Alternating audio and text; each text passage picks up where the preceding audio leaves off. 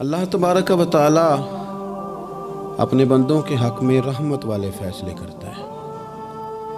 درگزر والا معاملہ فرماتا ہے۔ جگہ جگہ قرآن مجید میں اللہ تعالیٰ نے اپنے بندوں پر رحمت کرنے کا ذکر فرمایا۔ ان اللہ یغفر الذنوب جمیعا، فرمایا بے شک رب تمہارے سارے ہی گناہ معاف فرما دے گا، تم نا امید نہ ہونا، وہ معاف کر دے گا تمہیں۔ قرآن مجید میں فرمایا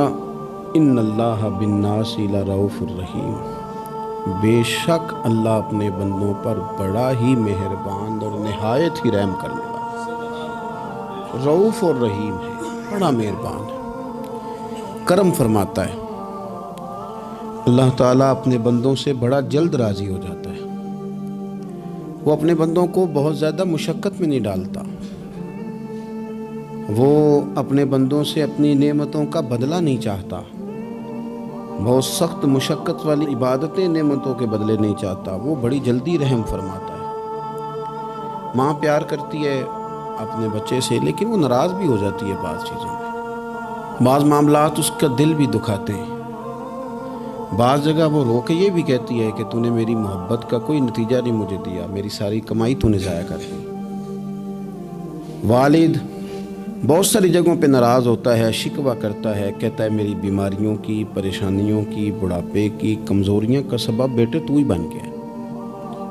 یہ ساری تکلیفیں تو ٹھیک ہو جائیں تو میری شاید عمر بھی بڑھ جائے، صحت بھی ٹھیک ہو جائے، میں زیادہ دیر جوان رہ سکوں۔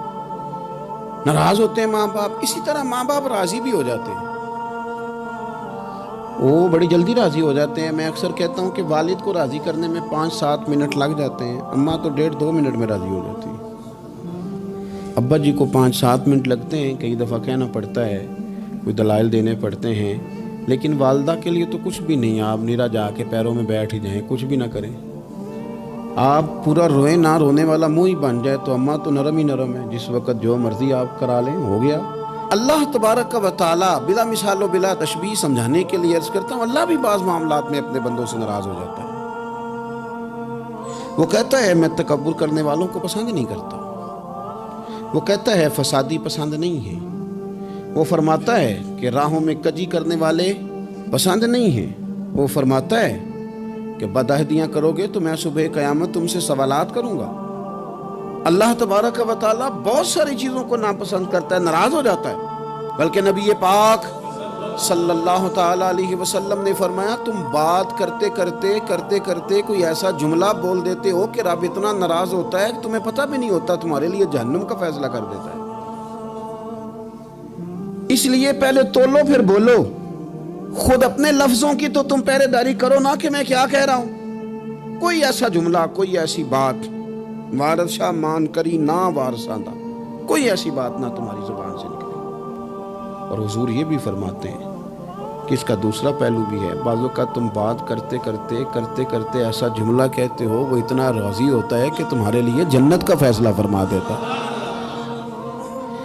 مسلمان کو اب یہ حکم ہے، اس ساری گفتگو کا نتیجہ یہ ہے کہ وہ اپنے جذبات پر، خیالات پر، نگاہوں پر، زبان پر، کانوں پر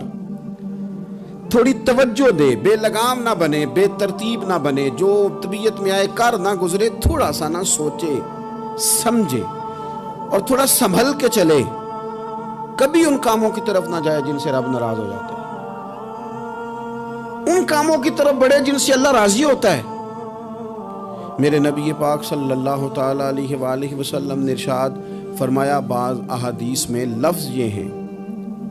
کہ اللہ اپنے بندوں کو دیکھ کے مسکراتا ہے، جو اس کی شان کے لائق ہے۔ جس ترتیب سے ہم مسکراتے ہیں، جس ترتیب سے ہم روتے ہیں، جس ترتیب سے ہم کسی بات کا اظہار تشکر کرتے ہیں، خدا ان باتوں سے پاک ہے۔ اب بہت ساری حدیثوں میں آیا کہ وہ مسکراتا ہے، تو کیا مطلب ہے مسکرانے کا؟ تو علماء تفسیر نے لکھا ہے مسکرانے کا مطلب یہ ہے کہ وہ بڑا ہی راضی ہوتا ہے اپنے بندے سے۔